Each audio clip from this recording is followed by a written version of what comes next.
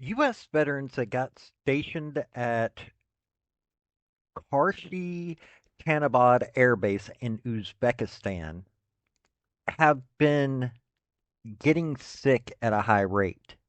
Not according to the DOD and VA, of course, because they don't want to pay out for what these people are going through, but this is what is happening. If you go to the Stronghold Freedom Foundation website, 15,777 plus U.S. troops deployed from 2001 to 2005 to K2, that's Karshi Khanabad, a former Soviet base. Toxic exposure. Our nation's heroes were exposed to depleted uranium, chemical weapons such as cyanide in the showers, and fuels and solvents which manifested as toxic black goo. Cancer. 500% higher likelihood of cancer according to a 2015 Army study, but according to a DOD study, uh, there's no significant association between K2 deployment and increased all-cause mortality risk. Now, that's an older study. They have since done another study, but this is sickening. So I'm going to let you hear two clips. The first one is from Congressman Mark Green. The other is from a CBS News clip that happened about a year ago from the making of this video. This is June 1st of 2025. I want you to hear this because this is sickening. And then we're going to go a little bit more into this. Also, I want to thank you folks. I am almost at my hours. I am just shy of 250 hours. I'm just a little over 250 hours left. And just about 31 people shy of getting to my first monetization goal, which is 500. And it allows people to pay for joining, and it allows people to give me super credits, all that kind of stuff. It's a nice early thing, but I'll be able to get advertisers as well. I want to thank folks for getting me to this point. And so let's get into these clips. Howdy, y'all. This is Paul, the Redneck Thinker. What we have here is a channel to communicate. I want you folks to be thinking by the time you leave my videos.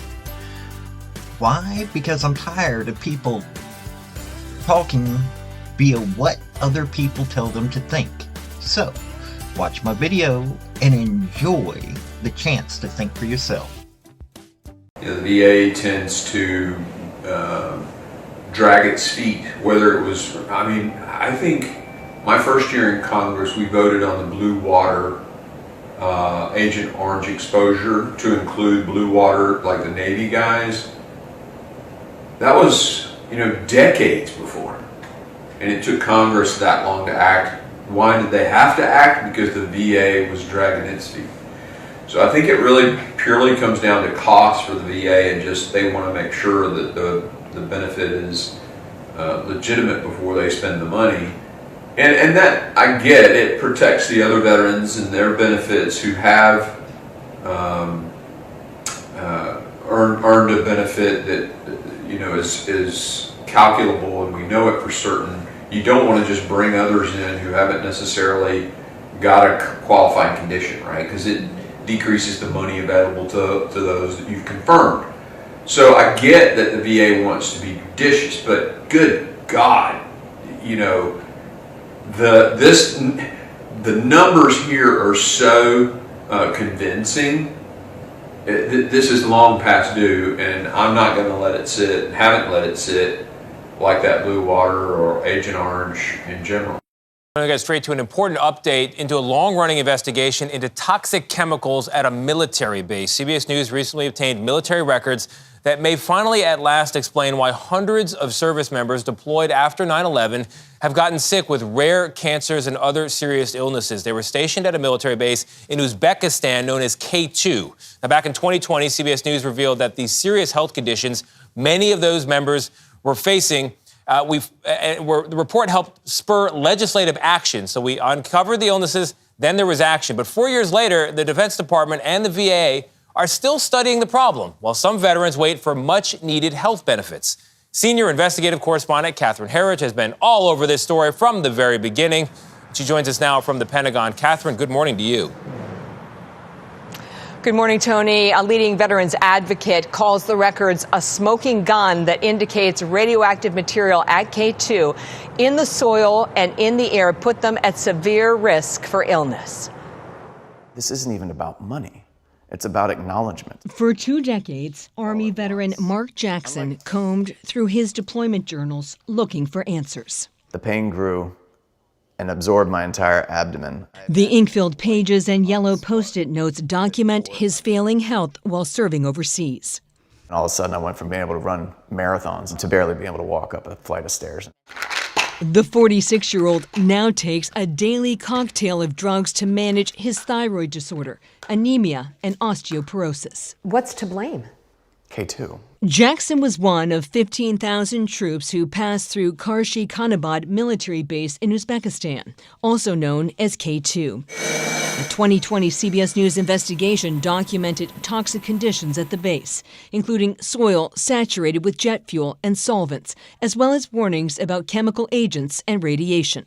Nearly 2 decades after troops left K2, the U.S. government has not confirmed that toxic material at the base made Jackson and other service members sick. Felt like someone had been lying to me. Felt like someone had been gaslighting me. His search for evidence got a major boost in October when he received an email with military records about radiation. The records are the smoking gun. This is what we knew existed.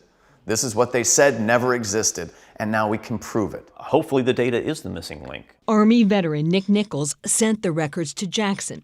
He was part of a military team that tested the air and soil at K2 for hazardous material. He describes the conditions as Nasty is the easiest way to say it. I mean, just total filth. Nichols, who was at K2 for about a month, says he had no idea K2 veterans are suffering. Thank you for joining the Until last year when he heard about a Veterans Affairs Zoom meeting where he tried to speak up. I was the guy that was there that collected the samples. But was told there would be no questions taken, and his offer to help was shut down. Sir, I'm going to ask you to please mute your mic. After the VA meeting, Nichols dug up this 2001 PowerPoint presentation from his files. He says this picture was taken because the radiation readings were shocking. That is the holy crap. This is like the meter went off. It's like, you got to get a picture of this because, whew, holy crap. The report warns of enriched radioactive material. Air is the pathway of greatest exposure concern.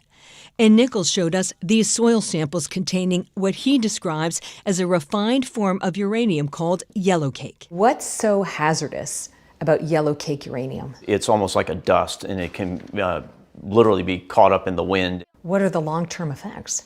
The long-term effects are you have a carcinogen in you. CBS News asked 2 certified toxic exposure experts to review Nichols' records and other declassified government documents about the base.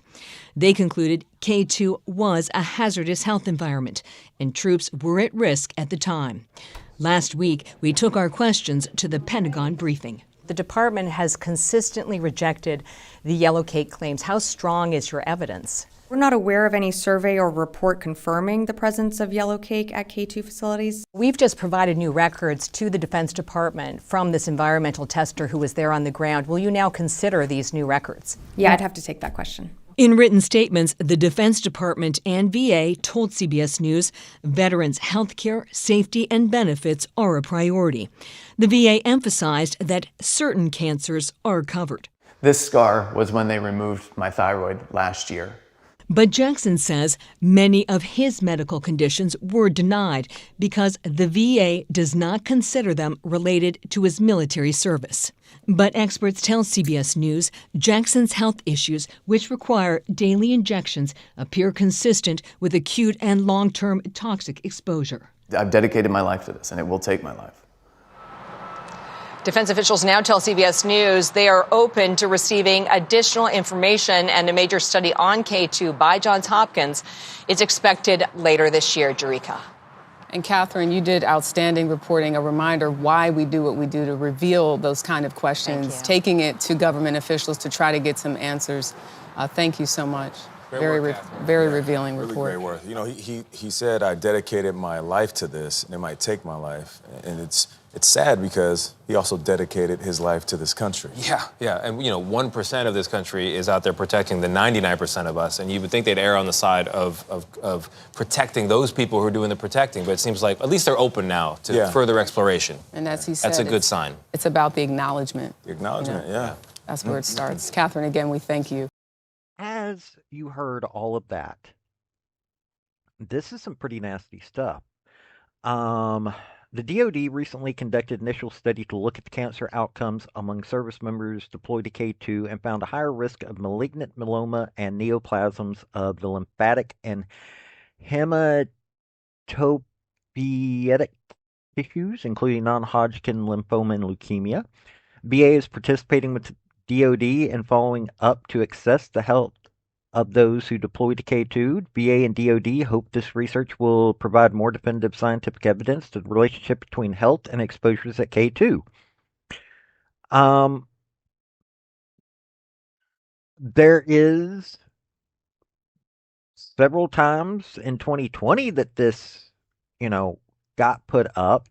They've got, now if you go to the Stronghold Freedom Foundation, you're going to see all kinds of interesting stuff.